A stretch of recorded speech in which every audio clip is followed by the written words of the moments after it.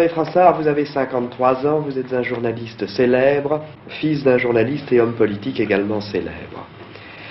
Et vous venez de publier un livre au titre provoquant, Dieu existe, je l'ai rencontré, dans lequel vous nous racontez l'événement qui a changé toute votre vie. Vos 20 premières années se sont déroulées dans un climat d'incroyance presque totale. Et puis, brusquement, est survenu un événement qui a tout changé en vous et qui a été pour vous une nouvelle naissance, qui a opéré, dites-vous, une révolution si extraordinaire, changeant en un instant ma manière d'être, de voir, de sentir, transformant si radicalement mon caractère et me faisant parler un langage si insolite que ma famille s'alarma. À l'époque dont vous nous parlez, il y avait encore une ligne de partage presque absolue, rigoureuse, entre les noirs et les rouges.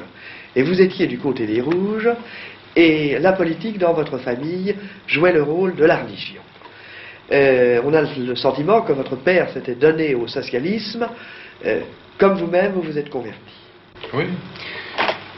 Il aimait bien répéter le mot de presse sensée, je suis entré dans le socialisme comme on entre en religion. Il le répétait tout le temps. Et le socialisme était effectivement une religion. À l'époque, il vivait, comme je le dis dans le livre, son âge des cathédrales, c'est un âge de foi. Et puis cette foi est devenue, comme il arrive parfois, un cléricalisme par la suite. Un cléricalisme avec ses manifestations et ses rites.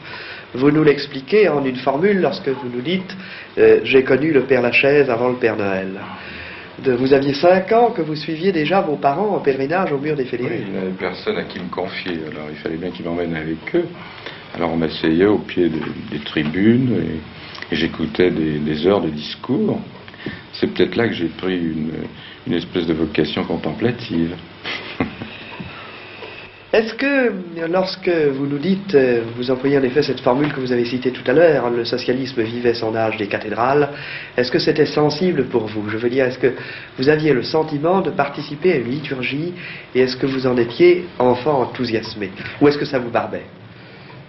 Ça ne me barbait pas, parce que j'étais trop absent pour m'ennuyer. J'étais pas là, pratiquement. Le sentiment le plus net que je garde de mon enfance, c'est celui d'une absence perpétuelle. Je ne participais pas.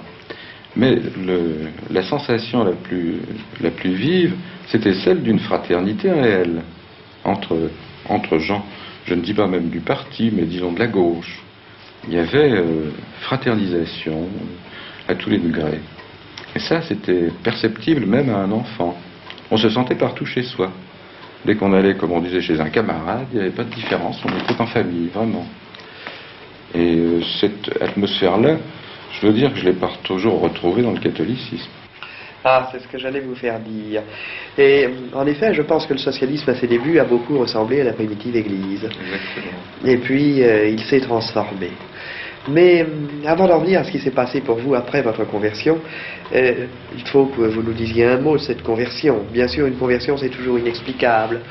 Vous êtes donc, si je comprends bien, entré dans une église à la recherche d'un ami. Et puis brusquement, vous avez eu la révélation de ce que vous appelez la vie spirituelle. Vous avez eu le sentiment qu'il existait un ordre dans l'univers et qu'au sommet de cet ordre, il y avait quelqu'un et que ce quelqu'un était un père et pouvait être le vôtre. C'est à peu près cela.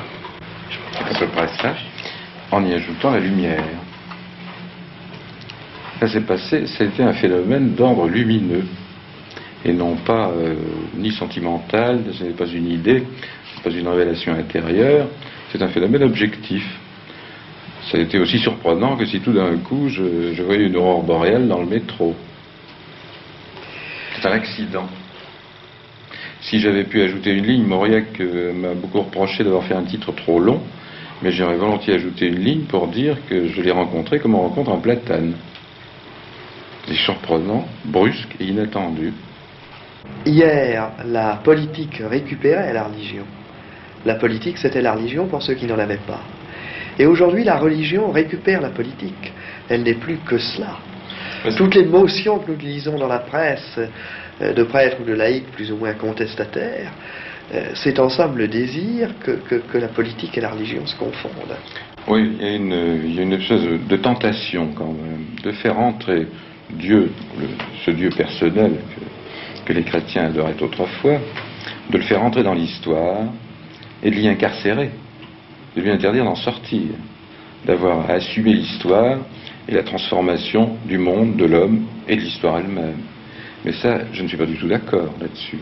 Je ne suis pas horizontaliste, je ne suis pas non plus verticaliste. Dans l'espace divin, il n'y a ni horizontal ni vertical. Ça n'existe pas. C'est une transcendance.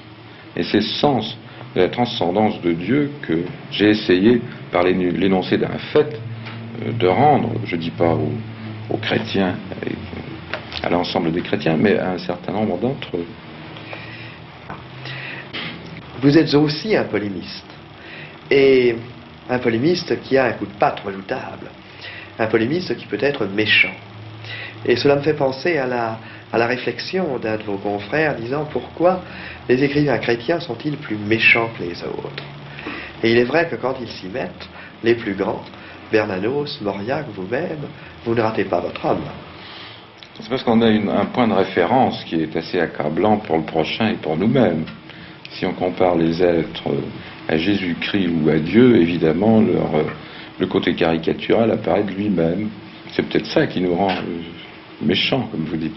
Mais j'ai pas le sentiment d'être méchant. Pendant des années, j'ai vécu entre les lignes, n'est-ce pas, dans mes articles. Je n'ai jamais fait parade ni étalage de mon christianisme. Je l'ai laissé transparaître un peu, mais enfin, timidement. Et puis maintenant, je monte en ligne, si je peux dire. Eh bien, j'y monte à découvert. Je crois que c'est plus loyal.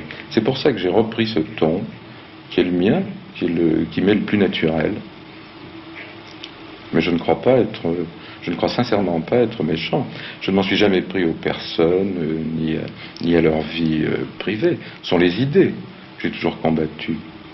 Je combats les gens sur leurs idées. Après tout, ça ne peut pas faire beaucoup.